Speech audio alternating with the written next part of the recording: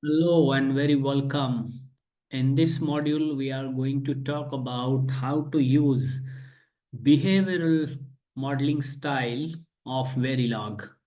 In our previous module, we have learned two types of modeling. One is called as data flow and another is structural level or gate level modeling, and the third one is the behavioral, and that is the topic of discussion today. So we will have a simple example of an inverter logic, and we will see how the behavioral style in Verilog can be used to write a code. So obviously you can see that this is rightly a code here. Inverter logic is shown in terms of symbol and in terms of a circuit diagram. We know that the output Y here is the inverted form of an input. This is an input, this is an output. Okay. So what we do here, we start with the module, that is as usual, and we then have the end module. So module and the end module is fixed. Then give a name to your circuit. So for example, I have given the name here inverter underscore behavioral. I can give any name, for example, invert or example or my circuit, something like that. Give any name. So I have chosen this name. And then in opening parenthesis, I have used, and the closing parenthesis, I have used these two syntax or keywords. So I'm defining my input wire, that is A, right over here. And then I'm defining my output wire as a register. I will explain you in a moment why register.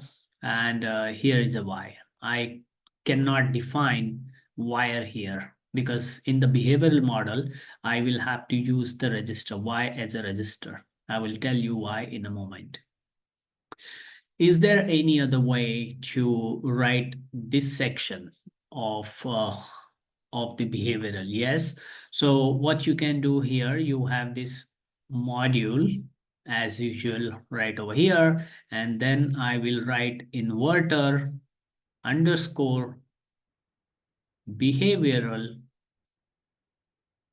Okay, and then in the parentheses, as we've seen in our previous model, I will tell my inputs and outputs A and Y. So let's say this is my capital A and or small a, whatever you want to choose. Let's say because in the code we have chosen small a. So let's say small a and the Y, and then I will put the semicolon.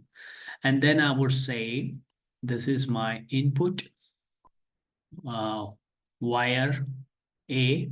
I will end it with the semicolon, and then output wire, not the wire, because this is a behavioral model now. I will use register and the Y and then the semicolon. Now, you want to understand the difference between writing the code in this style and in this style. So you see that in this case, I opened up with the parenthesis, the opening parenthesis, and then I have input wire a comma. I don't need to put semicolon here. And then output register Y, and I don't have to put semicolon here either.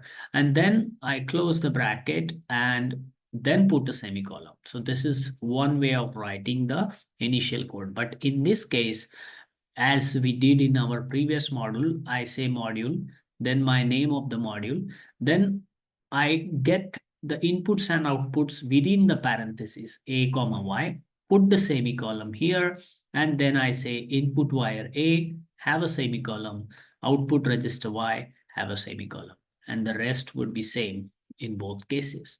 So you see, this is the number one style of writing. This is the number two style. So it depends on what you want to prefer and what you are comfortable with. Once that is done, now in the behavioral model, we use the always block.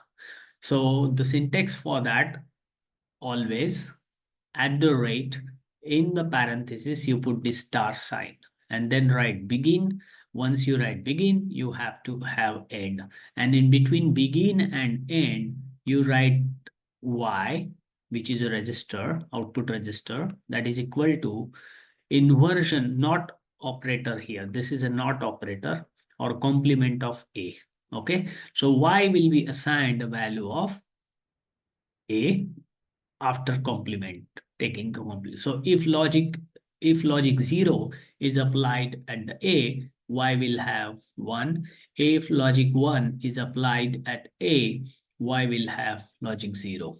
Okay, but let me tell you that this is a bitwise operator. Bitwise not operator, it means you will not have a single value 0 or 1 assigned at the A, and accordingly you will have 1 or 0. Not this the case. If this is the case, then instead of this not bitwise operator, you use a single bit operator like this. We have seen that in the previous case. But now since we have used this operator, it means for the logic A, you have a binary number, let's say 0, 1, 1, 0.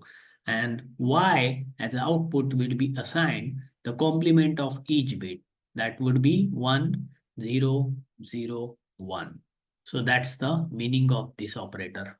Okay, so once that is done, what you can see that you have the begin here, and then you have an end here, and end module is always there. So that's it. That's it. And this is how the code will be used. Now, always at the rate this block, let me right here, always at the rate in bracket this star block.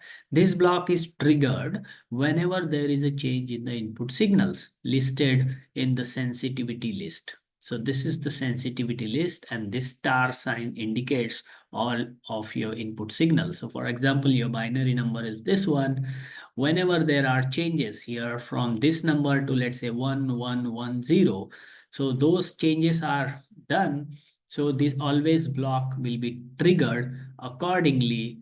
In between begin and end, your output Y will be assigned the complement of A.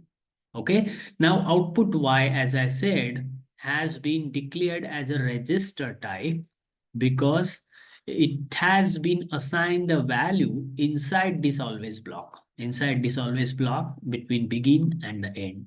That is why we have to choose Y as a register type and not as a wire type. So I hope you found this model useful. If you did so, share it with others for wider reach, and stay tuned for more engaging content like this. If you have liked the video, you can click the like button, and we also have membership options where we have put up some exclusive contents for only members only. So if you are interested, you can also have a take a look at that. So stay tuned. See you again very soon.